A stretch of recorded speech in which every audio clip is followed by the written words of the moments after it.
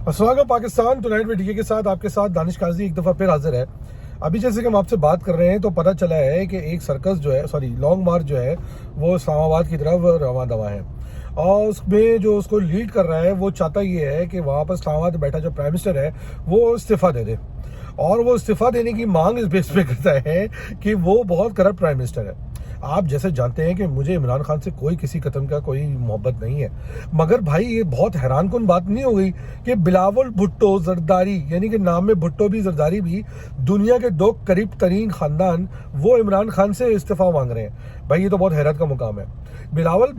भुट्टो साहब, आप जब कराची से चले थे और आप पहले सुना है बदीन गए, उसके बाद आप जो है वो होते हुए सिंध क्रॉस करते हुए जब आप पंजाब पहुंचे तो आपको कुछ शर्म आई? आपने क्या देखा रास्ते में कि आपके बच्चे किस तरह भूख से बिलक रहे हैं, किस तरह कुत्ते वहाँ पर बच्चों को काटते हैं, किस तरह वहाँ लोग गरीब सिंधी भूखा मर रहा है, किस तरह आपके जमींदार उनके हकूक पे काबिज होकर बैठे हुए हैं, किस तरह उनको गुलाम बना के बैठे हुए हैं, किस तरह उनकी ज़मीनें हथिया के बैठे हुए हैं, किस तरह वहाँ पर डकैतियाँ हो रही हैं, किस तरह वहाँ पर कत्लो गारत गरी हो रही है, किस तरह आप जिस शहर से कराची से गुजरते हुए गए आपने वहाँ देखा कि रोडें टूटी हुई थी या वहाँ पर गटर बह रहे थे या कचरा बह रहा था और वहाँ पर और किस तरह के किसी की वारदातें हो रही थी। आपको ये सब शायद तो घायल हो गया नहीं होगा क्योंकि आपका जो चीफ मिनिस्टर है वो इतना बड़ा गेमर है कि उसने सब चीज़ों को छुपा दिया होगा। बिलावल भुट्टो साहब,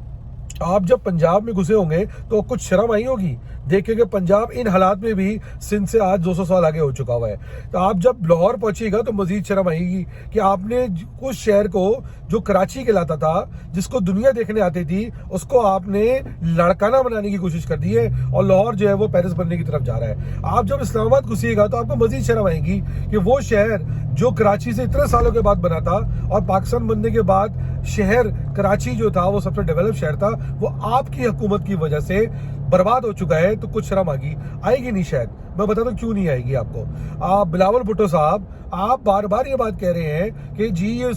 पीटीआई ने इस मुल्क को तबाह कर दिया, तो 14 साल से 18वीं तरमीम के बाद आपने जो सिंध के साथ मजाक किया है उसका हिसाब दे कौन होगा? 10,600 अरब में से जो 8,000 अरब की करप्शन करी है उसका हिसाब दे कौन होगा? बिलावल भुट्टो साहब, जब आप करप्शन चोरी की बात कहते हैं तो खुदा की कसम अपने चेहरे को देख लिया करें, अपने खानदान को देख लिया करें बगैर किसी और पे उंगली उठाने से पहले। दूसरी अच्छी बात यह है कि आपने जनूबी पंजाब सूबे की बात की है। हम तो ये कहते आ रहे हैं कि मुल्क के अंदर मजीद सूबे बनना ना गुज़ीर हैं। अल्लाह करे आपकी ख्वाहिशें पूरी हो और पूरे पाकिस्तान में मजीद सूबे बन जाए। बिलावल भुट्टो साहब, आखिरी बात,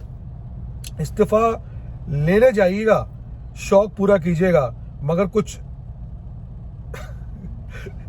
दे के ना आ जाइएगा। पाकिस्तान जिंदाबाद।